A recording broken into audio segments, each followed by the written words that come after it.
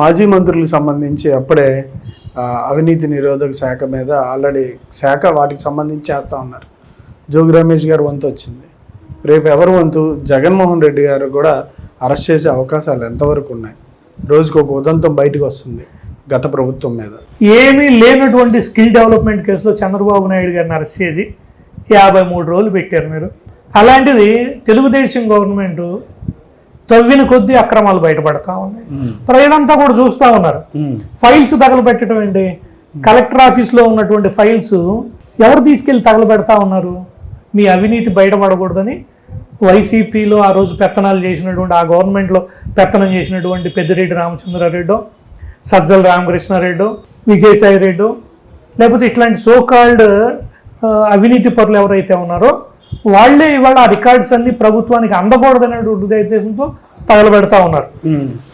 మేము వాళ్ళు ఎక్కడ కూడా కక్ష సాధింపు చర్యలకు వెళ్ళట్లేదు. ఏదైతే అవినీతి జరిగిందో ఆ అవినీతి మీద ఎంక్వైరీ చేస్తూ ఉన్నాం. ఆ ఎంక్వైరీలో అవినీతి బట్టబయలు అయితే వాళ్ళని అరెస్ట్ చేయడం తథ్యం. ఇవాళ ఢిల్లీలో చూసుకున్నారనుకోండి, మద్యం ఢిల్లీ లిక్కర్ పాలసీలో లిక్కర్ స్కామ్ ఎంత? ఒక 200 కోట్లు 300 కోట్లు అయ్యి ఉంటుంది మహా అయితే. ఫస్ట్ 100 కోట్లు అన్నారు, దాన్ని పెంచుకుంటే 200-300 కోట్లు అన్నారు.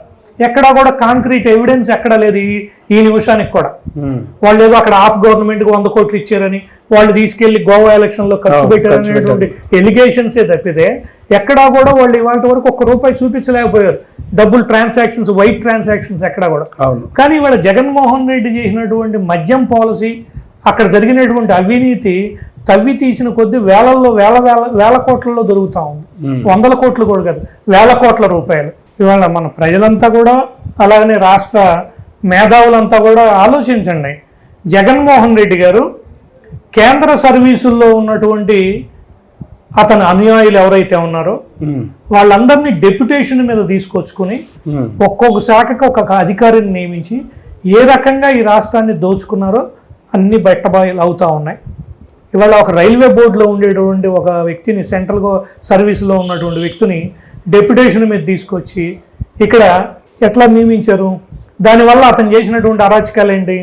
డిస్టిలరీస్ ఏవైతే మద్యాన్ని తయారు చేసేటువంటి ఫ్యాక్టరీలు ఉన్నాయో ఆ ఫ్యాక్టరీలన్నింటినీ కూడా లైసెన్సులు తొలగిస్తామని చెప్పి బెదిరించి, లేకపోతే మీ మీద తప్పుడు కేసులు పెడతామని చెప్పి బెదిరించి వాళ్ళందరినీ వాళ్ళ మెడ మీద కత్తి పెట్టి వాళ్ళ చేత జే బ్రాండ్లు తయారు చేయించి ఇవాళ మనకు చెప్తా ఉన్నారు. వాళ్ళు ఇప్పుడు బయటకు వస్తూ ఉన్నాయి ఇవన్నీ కూడా.